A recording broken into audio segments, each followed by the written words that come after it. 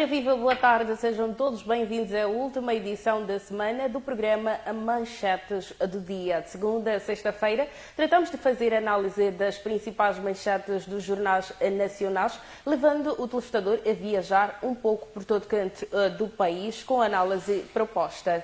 A cada edição, tratamos de trazer um convidado especial mesmo para analisar os jornais nacionais e para promover a interatividade entre o telespectador e aqui a equipa da produção do programa Manchetes do Dia. Temos um número disponível pelo qual poderá fazer o uso mesmo para interagir através da plataforma WhatsApp. O número é o 87 28 50 850. Repito mais uma vez, 87 28 50 850. Através deste número que nós facultamos e certamente a nossa equipa de realização irá passar no rodapé, o caro telespectador pode interagir com a equipe aqui de produção do programa Manchetes do Dia, deixando ficar as suas questões e ainda deixando ficar a sua opinião com vista ao crescimento do nosso programa. Sejam todos bem-vindos num dia em que a cidade capital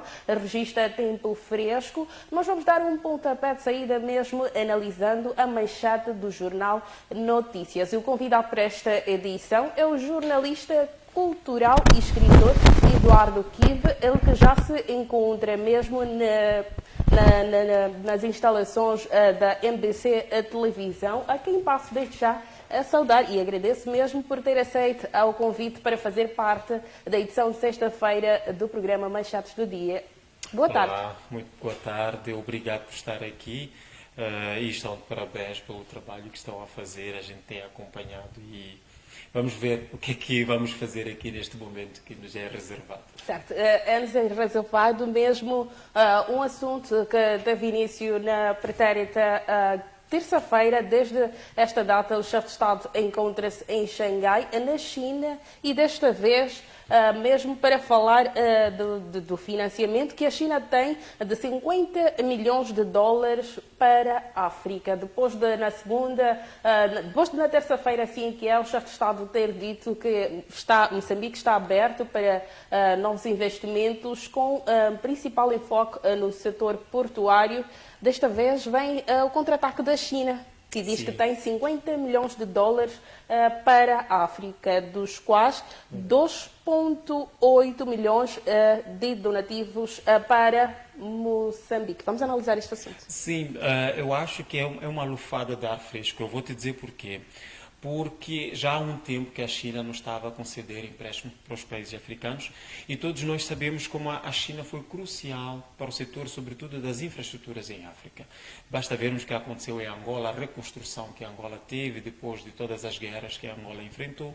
Aqui mesmo em Moçambique não é preciso andar muitos quilómetros, por exemplo, dentro da capital Maputo, a Estrada Circular de Maputo, que é um projeto que liga vários distritos, que liga praticamente toda a região de Grande Maputo, é através desses fundos chineses. Podemos falar das infraestruturas, das águas, da energia e de outros setores. Então, a China foi fundamental e foram empréstimos, digamos que, concessionados com alguma vantagem para os países africanos, sendo que a China tem tido uma política diferente, por exemplo, de outros parceiros, como a União Europeia, como o FMI, e entretanto. Então, eu acho que é bom para os países africanos, devem estar felizes os presidentes, os governos destes países.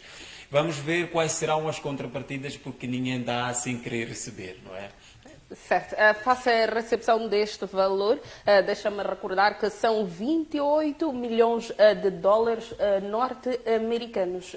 Já deu para ter ali ontem o pronunciamento do chefe de Estado face a alguns pontos onde serão aplicados estes recursos e destacou o setor da defesa. Quais outras áreas nós poderíamos pensar em investir, que é assim uma emergência atualmente para Moçambique, que se veja o desenvolvimento? Olha, uma parte deste valor, dos 28 milhões que Moçambique prevê receber, ou já está quase certo que vai receber, será para empréstimos que vão ser concessionados em várias áreas de desenvolvimento, digamos assim.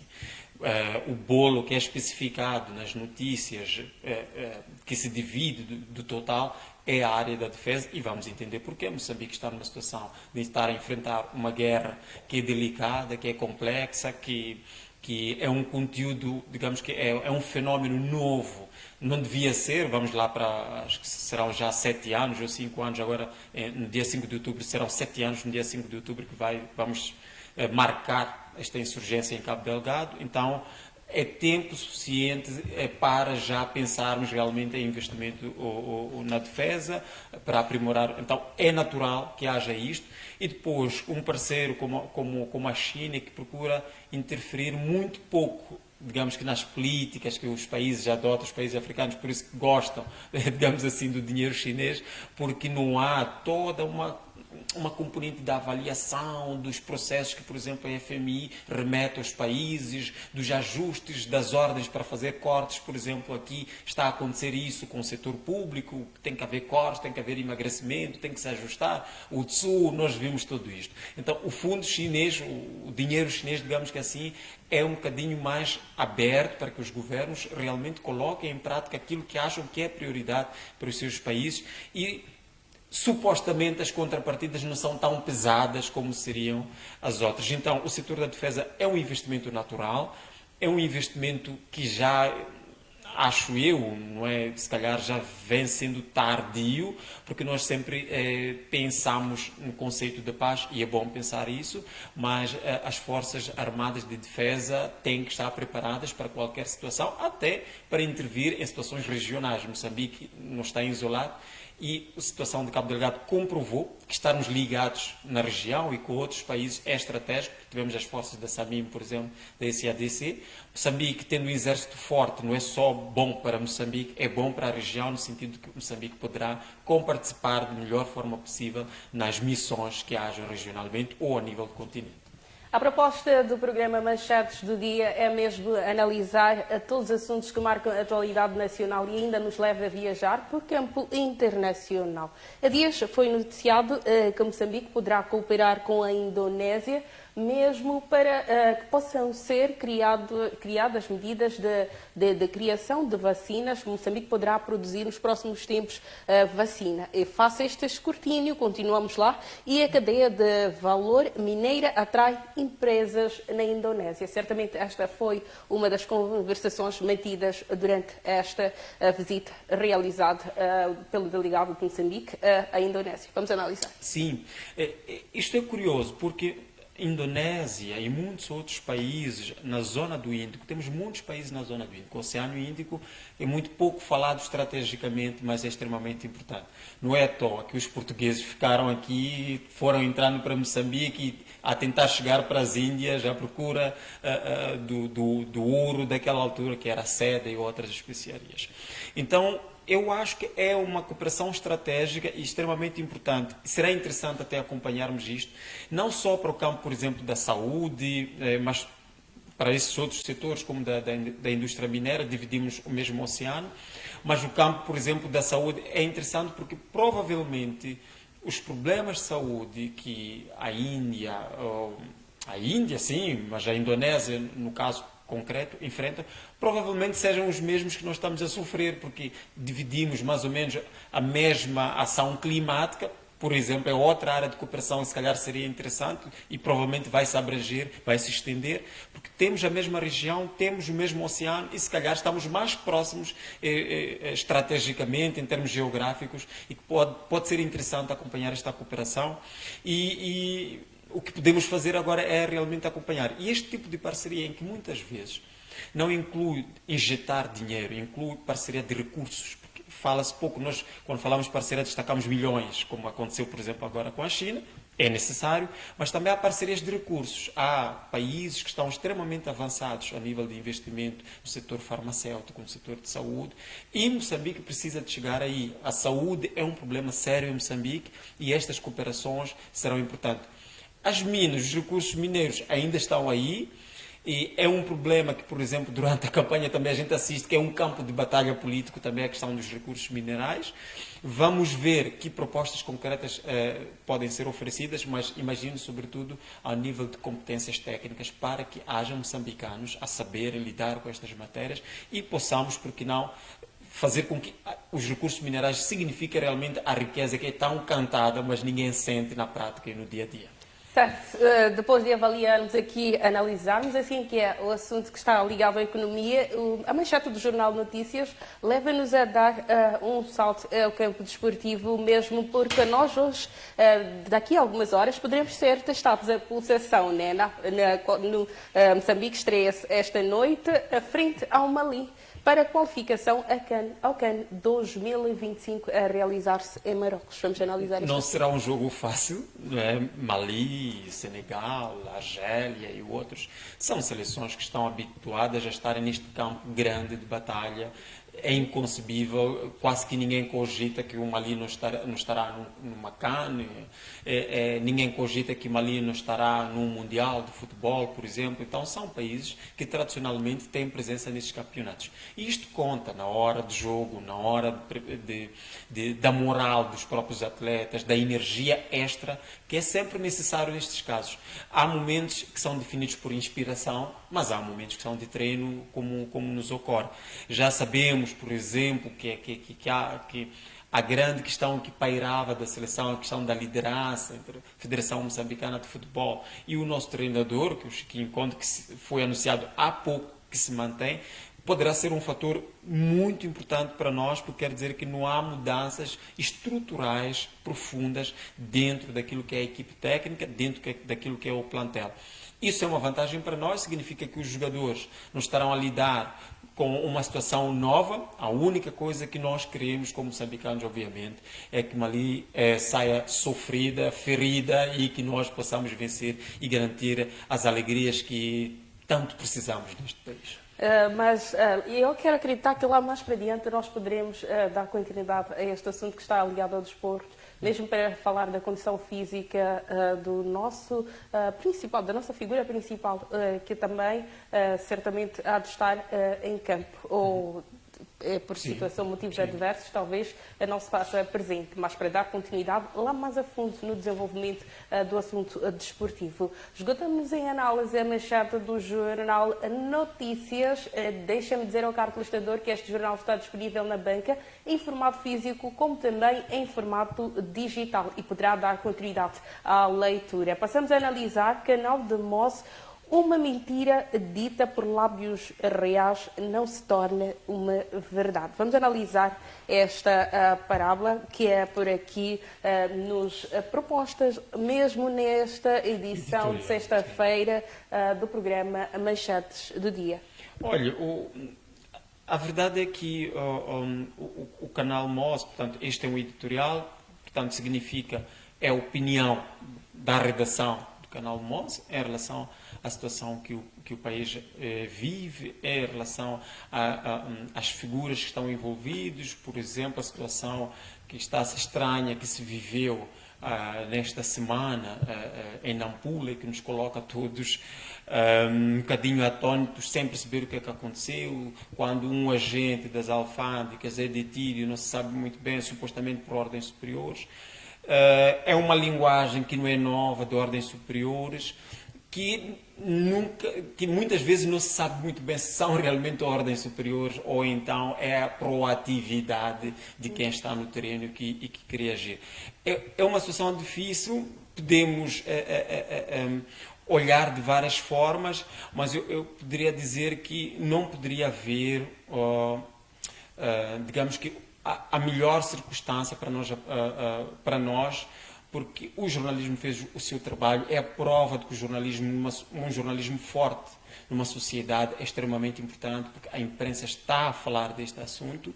E, depois, outra coisa interessante também é percebermos que os órgãos da justiça não simplesmente ignoraram este trabalho.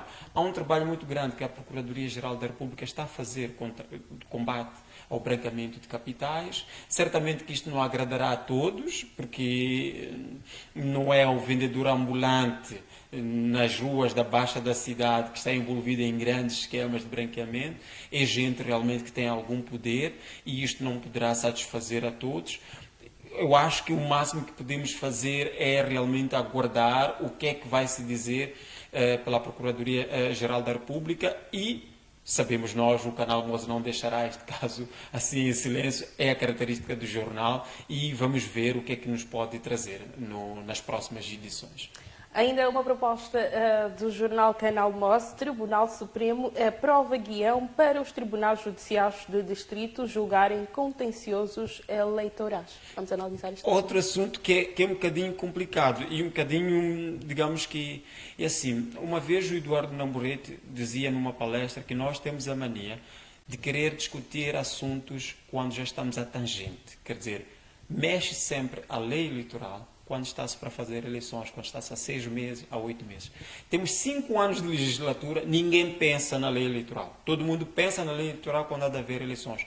Isto não é culpa de quem está no poder. Porque quem está no poder, naturalmente está no poder, está a exercer o poder graças ao sistema como ele está, mas também graças a outros fatores que, obviamente, cada um dos partidos saberá como é que faz para convencer os eleitores para estar no poder. Mas o que acontece é que aprovam-se e depois nós começamos a ir atrás, a oposição surge, a sociedade civil surge, cada um de nós começa a debater na sua área e não entendemos muito bem o que está a acontecer.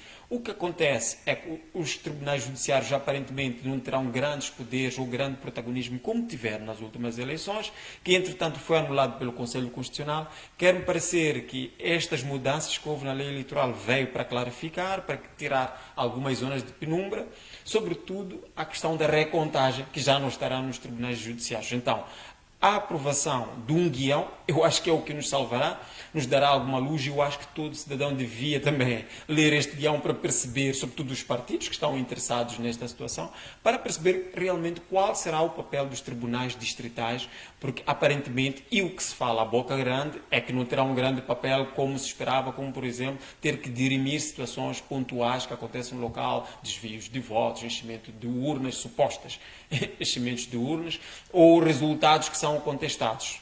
Então, será interessante, eu acho que era tempo, vai já à tarde, não sei, mas acredito que haverá depois ações de formação ou de capacitação do judiciário para perceber como é que poderá proceder nesses casos, até para não entrar em conflito com aqueles que zelam com a Constituição da República e cuja decisão é irrecorrível, que é o Conselho Constitucional.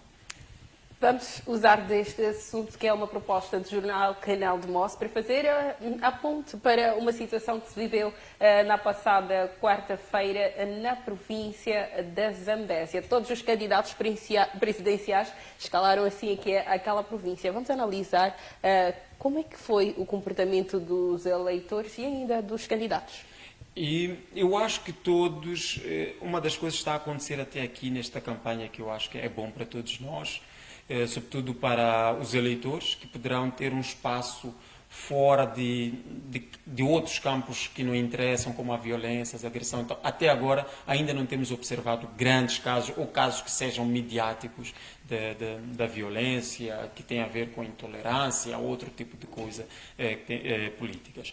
Todos os candidatos estão na Zambésia, é natural, e já lhe digo porquê. Porque Zambésia e Nampula, por exemplo, são um dos maiores círculos eleitorais que este país tem, mas também porque Zambésia é uma província que Zambésia, Sofala, Nampula são províncias extremamente difíceis, seja para o partido que está neste momento a governar o país e que quer renovar, que é a Frelimo, mas também é um bastião sério e grande para a Renamo, mas entrou uma nova força aqui, que é o Podemos, que está a apoiar o Venâncio Molhane, que também, pelo que tudo indica, pelas imagens que a gente vê, está a atrair alguma atenção.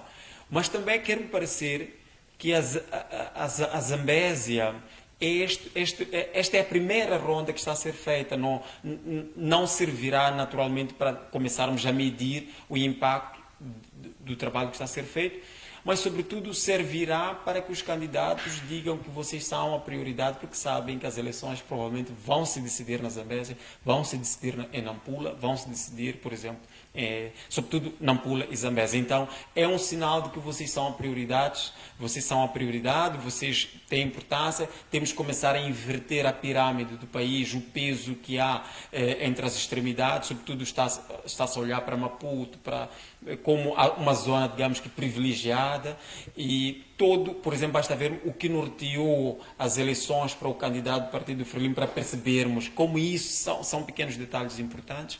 Então, neste momento, é o primeiro sinal. Há de haver uma segunda ronda com certeza, em que cada um dos candidatos vai voltar para a Zambésia. Eu acho que nessa fase será uma fase extremamente interessante de se ver, porque neste momento vão sendo atiradas as promessas, vão sendo feitas as promessas, mas até lá há muito debate que vamos fazer várias análises como esta que estamos a fazer, que também ajudará os próprios partidos a perceber a temperatura do terreno. Neste momento está-se a medir, tanto Venazo, tanto Daniel Chapo, tanto o Ossufo Mamado, quererão puxar, e o Lutero Simango puxar a sardinha para a sua brasa, mas esta ainda é a fase das incertezas, é a fase, digamos, inicial do namoro, é o primeiro olá, mas vamos ver o que é que vem a seguir, e até aqui fico feliz porque não há situações de conflitos, de confrontos, e eu acho que é isto de salutar para nós os eleitores, porque queremos ouvir o que é que eles têm a dizer, que propostas já para os próximos 5 anos de governação de Moçambique. Estiveram os 4 candidatos presidenciais na província da Zambésia na passada quarta-feira. Em contrapartida, o edil daquela autarquia ausentou-se. Vamos analisar também esta ausência. O Manuel de Araújo tem uma personalidade um bocadinho sui generis, porque mesmo, por exemplo, se nos recordarmos, durante as manifestações, pós-resultado das eleições autárquicas, não ficou só na Zambésia. Foi para Maputo, foi para o estrangeiro, foi para alguns países europeus, alegadamente à procura de suporte destes países para pressionarem Moçambique a ser um bocadinho mais transparente no seu processo. Aparentemente resultou, para o caso das eleições municipais. Se calhar são as mesmas demais que estão a fazer. É assim, há uma coisa que nós debatemos muito pouco sobre, por exemplo, o que financia os partidos. Que condições os partidos têm para fazer a campanha. Só falamos do dinheiro que é o Estado que dá. Só falamos do dinheiro que o CNE atribui a cada partido. Mas há outro tipo de apoio que os partidos precisam para levarem a cabo e adiante o seu trabalho. E outra coisa que também não podemos ignorar, o Manuel de Araújo, entre aspas, goza desse privilégio de ser aquele filho da casa que está ali, tem espaço, ou teve espaço para mostrar esta capacidade de governar. Geralmente, em todos os países é assim, quando alguém já governa, já dirige, tem alguma vantagem no campo eleitoral, porque já mostrou aquilo de que é capaz de fazer, já mostrou que é capaz de dirigir. O Manuel de Araújo é presidente do município de Quilimane e é uma bandeira, digamos assim, para as pessoas de lá sobre a sua capacidade. Mas nem sempre é assim para o campo provincial, porque a batalha agora é outra, é preciso convencer gente de regiões diferentes e eu não sei até que ponto ajudará esta ausência. Sinceramente, não sei. Vamos ver na prática no que isto vai dar. Mas vamos esquecer depois de fazer estas pequenas análises de detalhes na hora que as contas vão ser feitas. Esgotamos-nos em análise a manchete do jornal Canal de Mos e ainda a proposta para esta tarde é a análise da manchete do jornal O Ampulafax, que nos propõe, na edição de sexta-feira, confissões religiosas são cruciais na promoção da paz. Vamos analisar este assunto que certamente faz a ponte para a efeméride que amanhã se assinala. Sim, temos a questão das confissões religiosas. É um tema sempre um bocadinho delicado num Estado que se quer laico, né? O que está a acontecer ultimamente é que as igrejas têm sido inúmeras no país, vão crescendo todos os dias parece estar a surgir uma nova igreja, mas pronto, esse é o outro debate, mas naturalmente que as igrejas todas em princípio deviam contribuir para a missão da humanização, para a missão da fortificação do espírito das pessoas, e que têm fé, não é, nestas confissões. E Moçambique tem um histórico da religião ter contribuído muito para os processos. Basta vermos os acordos gerais da paz, onde foram assinados os primeiros acordos, em 92 foram em Roma, não é?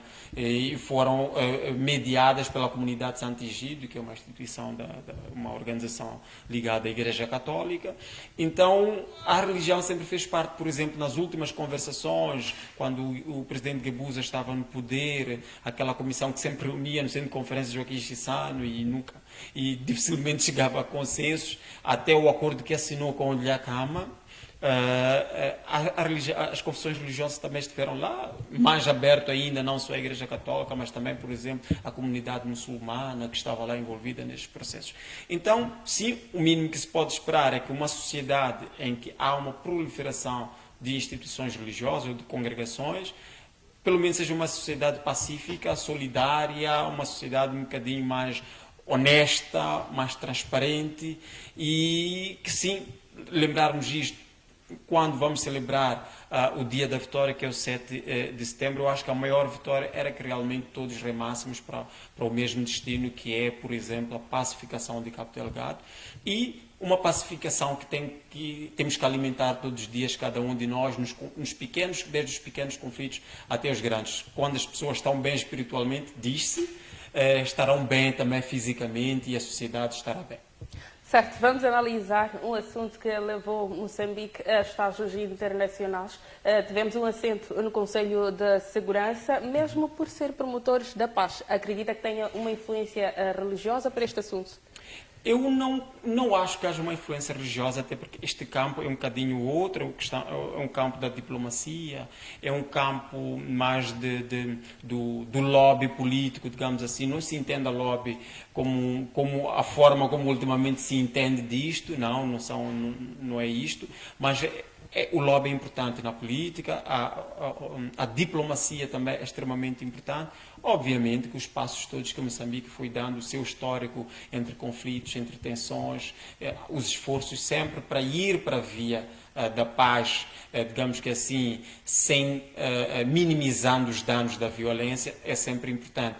E o papel de países como Moçambique ainda vai ser difícil perceber, porque, por exemplo, Moçambique tem se isentado em muitos processos de votação que acontecem no Conselho de Segurança das Nações Unidas. Por exemplo, a questão da guerra entre Palestina e Israel, que Moçambique colocou-se ali numa zona neutra, a questão do conflito com a Ucrânia e a Rússia, que Moçambique também. Então, ainda não sabemos muito bem o que é que realmente defende e até que ponto Moçambique é capaz de tomar uma posição que não seja da neutralidade. Até aqui tem sido essa a diplomacia, mas também compreende-se, esses mandatos são curtos, o país precisa de sobreviver entre os grandes e terá de fazer sempre esse jogo que fez muito bem até o ponto de chegar às Nações Unidas, que é esse jogo o diplomático, e o embaixador Pedro Comissário. Não há um moçambicano que não tenha dúvida que é um trabalho brilhante que fez esta comissão toda que levou Moçambique até lá, e esperamos que continue e que seja cada vez mais forte, como por exemplo é a África do Sul e outros países africanos, e tomando posições. Eu acho que nós merecemos que o país tome posições em grandes matérias que o mundo discute. Esgotamos em análise a manchete do jornal Nampula Fax e a proposta, mesmo porque estamos em Nampula, é para que façamos uma análise do jornal Iquel, onde a funcionária do Hospital Central de Nampula é expulsa por envolver-se em esquema de venda de sangue. Vamos analisar este assunto. Então, os problemas na saúde não param de crescer, digamos assim. Como se não bastasse a situação em que envolve funcionários de saúde em atos de corrupção. Quando falamos de corrupção, na verdade, neste país, o setor da saúde, o setor, por exemplo, da polícia e outros, são sempre apontados, por exemplo, o setor da educação, são sempre apontados como setores de corrupção. Não acho que o problema seja tão caótico como parece, porque todos, no fim do dia, vamos aceder a esses serviços, mas não há dúvidas que, quando o problema atinge o setor-chave, que garante a sanidade e a saúde das pessoas, da sociedade, é grave. E estes problemas vão saindo do boato. Parece boato que na saúde há corrupção, parece boato que temos que pagar alguma comissão para passarmos na fila da frente, parece boato que os médicos só têm tempo para atender os pacientes uma vez ao mês, há pessoas que marcam consultas, só vão fazer exame 2 meses, 3 meses depois, e que já não se sabe muito bem qual é o estado da doença. Depois uns têm cirurgias que nunca são feitas a tempo. Nampula, mesmo a cidade de Nampula, já teve situação de falta de gesso, por exemplo, para os doentes. Então, quando chegamos ao nível de vender uma coisa em que se mobiliza todos os dias as pessoas para doar, é grave. E isto não é bom para o setor de saúde, não é só em Nampula, não é bom para todo o país, porque fico a pensar o que é que eu, como dador, vou pensar quando eu posso oferecer o precioso líquido, que eu acho que não é só a água, mas é também o sangue, de borla, e de repente alguém está a cobrar por isso, e a medida não podia ser outra a não ser a punição severa e exemplar deste tipo de atitude, até para desincentivar. Falou de dois setores que fazem a ponte, que é o setor da saúde, ainda o setor da educação, e desta vez nós vamos espreitar o setor da educação. Estudantes acusam a direção da Unizambese de aliciá-los aos estágios sem contratos. Vamos analisar este assunto. Sim, esta é uma acusação que os estudantes fazem. Sabemos que a convivência, a coabitação entre a classe de estudantes, a classe docente, a classe da direção das instituições, nunca são convivências pacíficas por várias questões de natureza, mas também é preciso entendermos que ao nível universitário as instituições têm que perceber que não estão a encontrar cidadãos de cabeças vazias, digamos assim. A universidade é um campo que devia ser um bocadinho mais plural, um bocadinho mais democrático, podia ser até um exemplo de transparência, que eu acho que não seriam assuntos que podiam ir a um jornal quando muito bem podiam ser debatidos à Associação de Estudantes Universitários, há associações que lidam com estas questões da educação, há conselhos de direção, há conselhos há diretores de turma, há chefes de turma, há uma série de coisas que acontecem dentro, há uma estrutura dentro da universidade que poderia muito bem servir e ser suficiente para dirimir esses casos, mas nunca ou nem sempre é uma questão pacífica. Basta ver que muitas vezes quando os estudantes vêm a público, a imprensa, para reclamar coisas, às vezes têm que se expor em anonimato. Já tivemos casos da Escola Náutica, por exemplo, que os estudantes foram cair na cadeia quando só reivindicavam uma coisa que é do campo acadêmico. E a classe da universidade, as universidades em todo o mundo, os estudantes universitários são um fator de mudança na sociedade. Então, eu acho que é uma questão que terá de se clarificar entre as universidades e depois também esta cultura de eu disse e você tem que cumprir. Eu acho que não é bem assim no espaço acadêmico, eu acho que não devia funcionar assim, devia haver outras soluções, outras saídas, mas também por vezes os estudantes reclamam por não ter oportunidade de estágio. Então, há aqui dois contrastes que é, se calhar, há uma questão específica que divide a Unizambese e os estudantes, que devíamos aprofundar para perceber do que é que se trata, mas eu acho que todo estudante quer uma oportunidade para mostrar o seu valor e as escolas, as universidades lutam com o dilema que é potenciar cada vez mais estas oportunidades que surgem para os estudantes executar. Então, imagino que será um caso que nos próximos tempos poderá se resolver. Ainda bem que chegou à imprensa, se for o caso em que há ali um impasse, poderá se resolver. Ainda para analisar, vamos fazer ponto para o assunto que liga o setor da educação e desta vez com uma polémica que nos emerge a partir do Diário da Zambésia, que é a proposta colocada à mesa para análise a manchete do Diário da Zambésia. A professor engravida aluna na Escola Secundária Geral Joaquim Maquiavel, em Milães. Vamos analisar este assunto e ainda importa referir que este professor, esta aluna já é uma aluna de 15 anos e ela agora já é mãe e o professor continua a dar aulas como se nada tivesse acontecido. Vamos analisar este fato. Para começar, é um crime. Podia ser professor, podia ser um cidadão qualquer, maior de idade, como uma menor. Para começar, é uma questão de crime.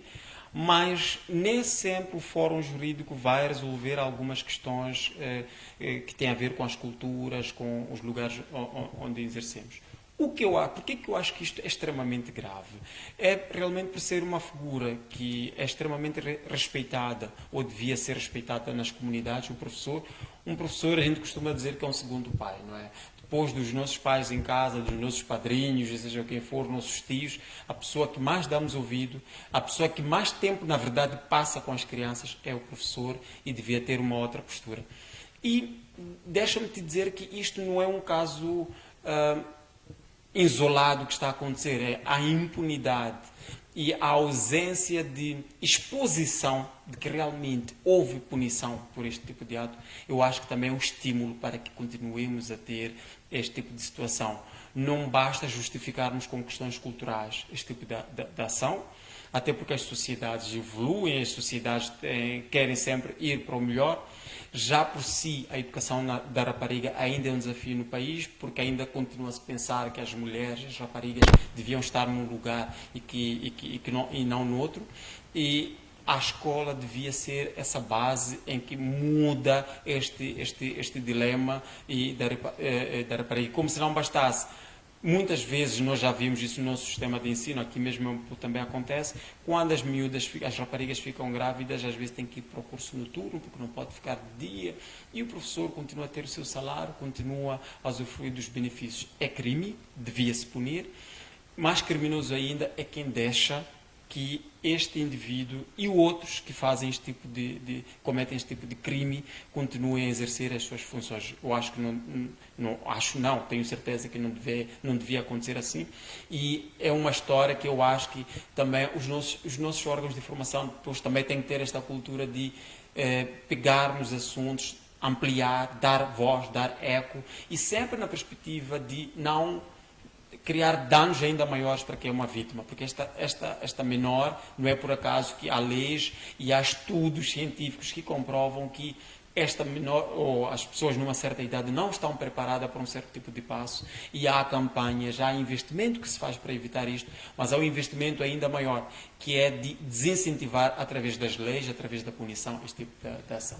Certo, não poderíamos analisar este caso por outra vertente, que eu vou convidá-lo a fazer agora. E se tiver sido aplicada uma pena a este professor de não privação à liberdade e a comunidade não tem a informação ali ao acesso sobre a existência destas penas, porque até podemos estar aqui, nós como órgãos de informação, Sim. nós comunicamos aquilo que é a sede da comunidade. Sim, mas sim. E depois, a reação do próprio tribunal, será que não tomou nenhuma medida para com isto? Será que ele não foi atribuído uma pena que não lhe prive ali da liberdade? Vamos analisar. Sim. A grande questão, muitas vezes, neste tipo de ato é que será que as pessoas à volta têm consciência de que é um crime que foi cometido? Será que fez um procedimento legal para que realmente esta situação seja, digamos que, julgada por quem é competente? Muitas vezes este tipo de caso não chega aos tribunais. E muitas vezes este tipo de caso não chega às autoridades policiais e outro tipo. Porque muitas vezes está-se à espera que alguém faça uma denúncia e que o caso seja resolvido. E pode-se dar o caso de que muitas vezes também, isso ocorre, os pais próprios não tenham consciência de que isto é um crime, porque por várias situações culturais nós temos a ideia de que a mulher foi feita para que tarde ou cedo possa conceber. Aliás, conceber tarde já é um problema. Conceber mais novo também é um problema, mas muitas vezes não é encarado como sendo um problema. Mas há organizações que trabalham nessa área, que fazem advocacia para essa área, e eu acho que é preciso que estas organizações também ampliem o seu trabalho, mas o que aconteceu aqui, está cá o jornal a denunciar, caberá ao juiz ou a alguém da procuradoria, ou seja lá, alguém da polícia que tenha tido este jornal em mãos, levantar-se e tomar uma atitude, porque esta menor foi, digamos assim, violada, engravidada, e ainda está a sofrer as consequências desta gravidez, como, por exemplo, ser mãe, quando ainda devia cuidar do seu próprio corpo, do seu crescimento, quando, por exemplo, devia estar a formar-se para ser aquilo que almejaria ser, ou aquilo que nós todos pretendemos que as pessoas sejam pessoas felizes nas suas profissões, nas suas áreas de trabalho. E é um sonho que muito provavelmente foi interrompido, e muito provavelmente só quem vive na pele saberá muito bem as consequências que isto tem, e espero eu que não tenha sido também forçada a ir ao lar, porque também é essa coisa que acontece, olha, estás grávida, tens que ir ao lar, que não é uma situação normal, como devemos imaginar, e este professor muito provavelmente não terminará com esta adolescente, provavelmente esta é a que aparece no jornal. Pode ser que hajam outras, não sabemos. Não estou a dizer que este é um caso, neste caso específico, mas estou a dizer que em muitas situações acontecem que não é só um caso, muitas vezes são vários, e que a não penalização só incentiva. Esgotamos-nos em análise manchete do Jornal Diário da Zambesa. De lembrar ao caro apostador que este jornal já está disponível na banca, poderá dar continuidade à leitura, que já está em formato digital, como também em formato físico. Passamos a analisar uma das outras propostas para a tarde desta sexta-feira, que é a visão de Moçambique. Americanos caçam Adriano Maleana desde o julgamento de Boston. Vamos analisar este assunto, que é uma proposta do jornal Visão Moçambique. Pois, os americanos já têm o Manuel Chang, todos nós sabemos, e que está à espera de saber qual será a conclusão, tendo em conta também aquilo que depois veio-se a descobrir, que afinal o Chang decidiu devolver o dinheiro ao Estado moçambicano, e é natural que queiram mais,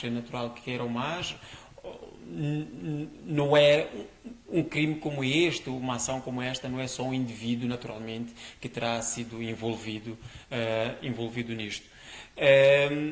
Muito provavelmente muita água ainda vai correr por baixo desta ponte. Este caso não começou agora, antes da pandemia já estávamos a ouvir, aliás, desde que o presidente Mills entrou no poder, que a gente tem isto, e Moçambique sofreu consequências disto, como por exemplo o corte aos financiamentos ao orçamento de Estado, que depois todos nós ressentimos no bolso e no dia a dia. Então é um caso que naturalmente vai correr. Hoje está a ser mencionada a figura de Adriano Maleano, mas já vem sendo mencionadas outras figuras. E a grande questão é que Moçambique tem que começar, eu acho que já há um caminho que está a ser trilhado, como por exemplo no julgamento que nós vimos da Tenda, mas há mais ação que as instituições judiciais de Moçambique têm que começar a tomar para que a ideia de justiça ou de julgamento entendamos como só sendo possível do estrangeiro.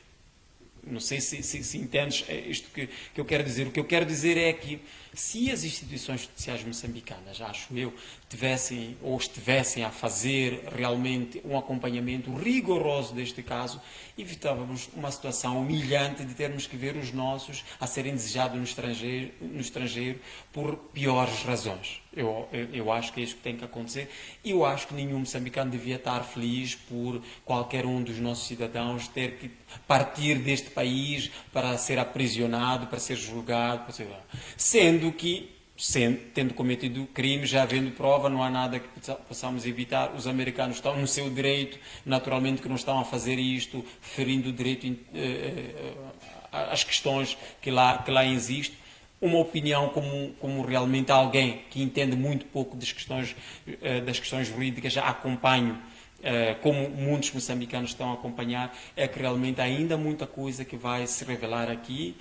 O governo americano sente-se lesado, há muitos países que estão envolvidos também nesta questão, e o Estado moçambicano também foi lesado, naturalmente que terá interesse que se esclareça esta situação toda. Ainda uma proposta do jornal Visão Moçambique. Escola construída por militares ruandeses pode colocar em risco a soberania em Cabo Delgado. Vamos analisar. Bem, esta é uma questão um bocadinho complicada. Estamos num país em que várias organizações, vários países constroem infraestruturas, apoiam de várias formas possíveis. Então, me é complicado, nesta altura, achar que seja o Ruanda, seja o Nigéria, seja qualquer outro país, venha a construir uma escola e isso constitua um problema em si, não é?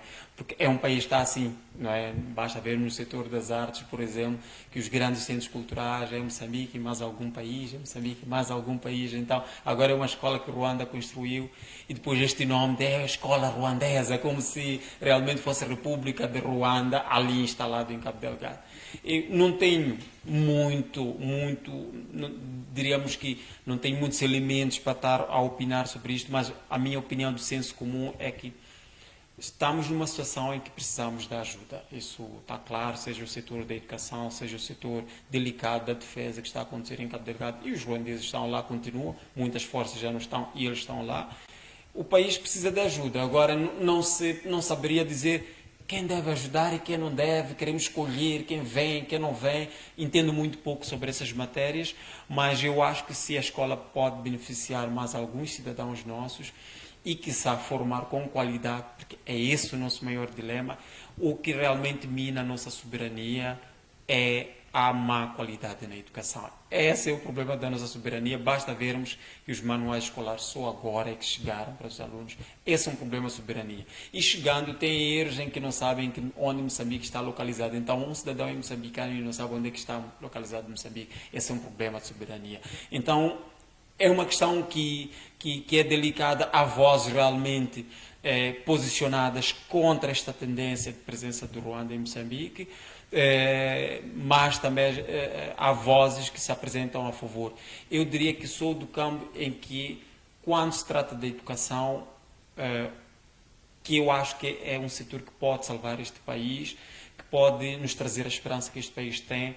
Se puder haver ajuda, eu acredito que o governo sempre avalia que tipo de ajuda vem e melhor. Estamos num país em que todos reclamamos que não há salas de aulas, não há infraestruturas de educação e de repente temos uma, é um problema. Então, eu não sei muito bem qual é o nosso ponto, o cerne da questão que está a acontecer. O fato é que Cabo Delgado é um campo de batalha. Toda a opinião sobre Cabo Delgado, tendo em conta a informação escassa que também nos chega, porque parece que não, mas estamos muito distante de Cabo Delgado. Não falo de distância física. Basta ver no dia a dia como nós vivemos, como Cabo Delgado está distante de nós, não pensamos que na situação real que está-se a viver. E se as forças ruandesas entenderam que construir uma escola em tempos de guerra vai ajudar, eu acho que o que tem que acontecer, e devíamos até ouvir a opinião das pessoas em Cabo Delgado, que estamos a opinar nós aqui, que temos acesso a uma série de infraestruturas, mas basta ver que se sairmos de um bairro, mesmo aqui em Maputo, vamos a Boane, vamos a Namacha, onde não há água, não há escola, e chega uma escola, ninguém vai querer saber quem construiu a escola. As pessoas vão querer usufruir da escola. Ninguém quer saber quem abriu a torneira, quem inaugurou, quem não inaugurou, querem saber de água. Eu acho que é isto que é desse ponto de vista que eu vejo o assunto, repetindo que realmente não é meu campo de domínio, mas como opinamos todos nós, seja aqui, seja informalmente, é essa a minha opinião. Certo, vamos fazer uma ponte mesmo, porque estamos a comentar em torno do setor da educação. Vamos falar desta morosidade na disponibilização do material académico para os alunos. Que implicâncias poderíamos ter no ano de 2024? Teríamos ali um fraco aproveitamento dos alunos, e nem por isso. Olha, eu acredito que os professores estão a ser grandes heróis este tempo todo. As reportagens, as notícias que a gente vem acompanhando, todos nós temos familiares que estão na área da docência, ou que vão nos contando o sofrimento que eles passam, não só dentro da escola, mas ainda em casa, para tentar dar o melhor para as crianças. Eu acho que ainda vai-se conseguir, digamos assim, algum milagre. Digo milagre que não deve ser, não devemos ser um país que acredita em milagres, temos que ser um país que planifica, que prevê e que executa com excelência. Neste momento, o campo da educação é um falhanço total e a mim o que me preocupa, por exemplo, quando falávamos da campanha, é que das promessas todas que os candidatos vão fazendo, é muito vago sobre o que realmente pensam para a educação em Moçambique. Eu acho que o plano devia ser pensarmos a educação fora dos partidos políticos, pensarmos a educação como Estado. E o Estado não é de partidos, o Estado é uma máquina que pertence a todos e nós todos, e temos pessoas suficientemente inteligentes neste país para pensar em educação, o rumo que pode ter. Este falhanço e no ensino básico, eu acho que tem proporções criminosas. É outra coisa que eu estranho, porque ninguém sai penalizado desse tipo de situação. Quer dizer, eu fico a pensar, se eu trabalho numa empresa e todos os dias não apresento resultado e mesmo assim o meu patrão me mantém, então de que vive essa empresa? O que é que vive? O que é que produz essa empresa se os trabalhadores podem não fazer nada e mesmo assim ganhar o seu salário, mesmo assim continuarem de cara lavada na imprensa, a dizerem coisas? Basta ver o que acontece com o porta-voz do Ministério da Educação, o embaraço que tem sido nós termos que observar isto. Em contrapartida, o que me parece é que muita gente que podia realmente fazer alguma coisa acaba não fazendo, porque os seus filhos não estão neste sistema. E esse é também o outro cerne da questão. É que como é que eu vou saber resolver problemas se eu não experimento estes problemas? Não quer dizer que todo dirigente devia estudar nessas escolas, as crianças.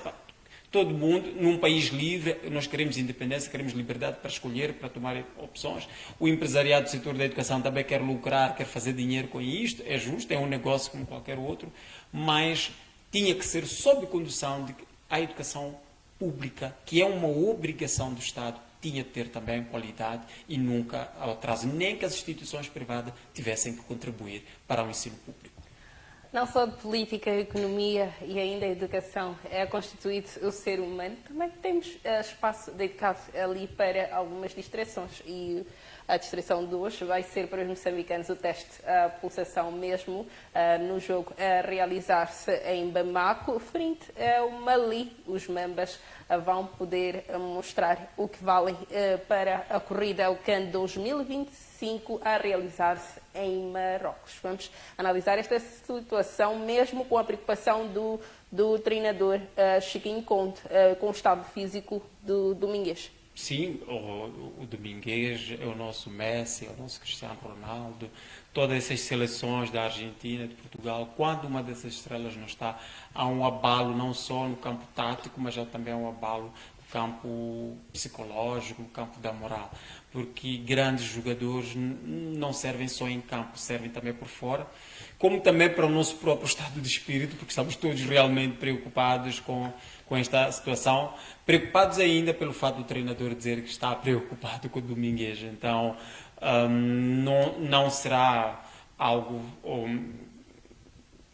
a priori, diríamos que é uma baixa significativa.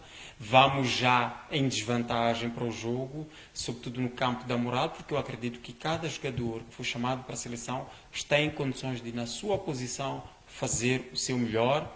Estou certo que os Mambas, mesmo sem Domingues, pelo menos no campo, irão vencer. E estou certo que o Domingues está a fazer o trabalho que ele sabe muito bem que deve fazer, que é o trabalho de dar moral aos seus colegas, sobretudo os mais jovens, que facilmente podem se abalar no campo emocional, dar força, estar ali para incentivar, para dar palavras de ordem, para dar palavras de estímulo e de incentivo, para que realmente sintam a presença do capitão, sintam a presença do jogador maior que nós temos neste momento na seleção.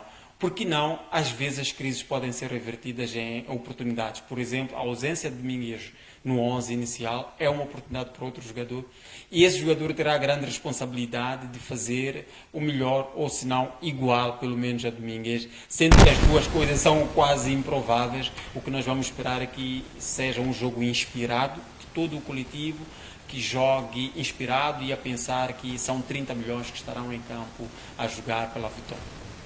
Certo, vamos analisar ainda os fatos que marcaram esta semana, já depois de fechar a análise de todos os assuntos que eram propostos para esta sexta-feira, 6 de setembro, para o ano 2024. Vamos analisar que marcou a semana a premiação do escritor moçambicano Mia Couto para o prémio Guadalajara. Vamos analisar este assunto. É interessante, primeiro, porque é o primeiro escritor africano que está a ganhar este prémio. Não é um prémio, digamos que fácil de se vencer por qualquer escritor. Aliás, só no topo é que os escritores, no topo de carreira, muitas vezes os escritores chegam a este prémio. Não quer dizer que este é o topo para o Mia Couto, quiçá vá vencer o Nobel, porque não, nós queremos isso, todos nós. Eu acho que o grande significado que este prémio tem é começarmos a colocar os olhos e os holofotes virados para um país que não tem grande protagonismo no campo internacional, porque não, e ainda bem que há a cultura, já foi Lourdes Mutola também a levar o nome desta pequena nação, desta nação do tal terceiro mundo, a aparecer no primeiro mundo e a celebrarmos. Está de parabéns Mia Couto, está de parabéns à literatura moçambicana. Eu fico a imaginar que neste mês todo mundo vai querer pesquisar sobre Moçambique, eu tenho certeza disso. Muita gente vai querer pesquisar sobre literatura moçambicana para dizer, ok, este Mia Couto vem de Moçambique, mas o que é que há em Moçambique? Que escritores mais há em Moçambique? Eu acho que será um benefício para todos e, por que não, até para o turismo. Muitas vezes nós não pensamos, mas a literatura, as artes no seu todo contribuem para o turismo e vamos ter pessoas, sim, que vão sair do México, que vão sair de vários países da América do Sul e de outros continentes, porque Miyakoto hoje em dia é lido quase em toda a parte do mundo, em todas as línguas quase do mundo, as grandes línguas pelo menos com certeza, então poderão querer conhecer esta pequena, mas grande nação que é Moçambique. Ainda esta semana, o escritor moçambicano concedeu uma entrevista exclusiva à MBC Televisão, na qual falou mesmo da questão política nesta versatilidade que compõe o escritor. Ele falou da questão política e falou do fato de termos figuras dentro da política que favorecem os seus, como se criássemos um circuito familiar no setor político. Vamos analisar este assunto. Olha, certamente o Miyakoto tem condições, experiência, para falar tudo, para dar esse tipo de opinião, porque ele viveu fases muito importantes deste país, desde, por exemplo, a luta armada, o pós-independência, foi das pessoas que dirigiu os órgãos de informação principais aqui em Moçambique, por exemplo. Então é uma pessoa que sabe muito bem do que fala, mas também não é uma novidade. Só é bom quando sai da boca de uma figura do nível de Miyakoto, porque não, se calhar isso vai chegar aos ouvidos de quem toma decisões, de quem tem que reverter o cenário para o melhor, porque estas opiniões andam nos chapas, nos comboios, nos mercados, todo mundo comenta sobre isso. Por exemplo, o quão é difícil, quase impossível ter emprego só por mérito. Neste país o mérito só não conta. O quão é difícil conquistar coisas. Hoje em dia, quando se vê uma pessoa rica, mesmo que tenha enriquecido honestamente, porque eu acredito e eu sei que existe muita gente que é rica honestamente, as pessoas já têm uma pulga na orelha, deve ter sido favorecido em alguma coisa, deve ser familiar tal fulano, qual é o apelido? Começamos a fazer associação, quando muitas vezes não tem a ver, mas sim, o Estado, eu acho que tem que ser fortificado. O Estado não é governo, o Estado não é partido, o Estado não são pessoas, o Estado é um povo no seu todo, e eu acho que o que todos nós queremos é que haja transparência, processos mais transparentes, oportunidades realmente para todos, mas sobretudo que o mérito venha ao de cima do que os favorecimentos e a ação de eu estou com quem, então vou ter o benefício X. Eu acho que quando chegarmos a esse nível, vamos quebrar aquilo que nos caracteriza como moçambicanos, que somos um povo que com muito pouco consegue fazer coisas extraordinárias.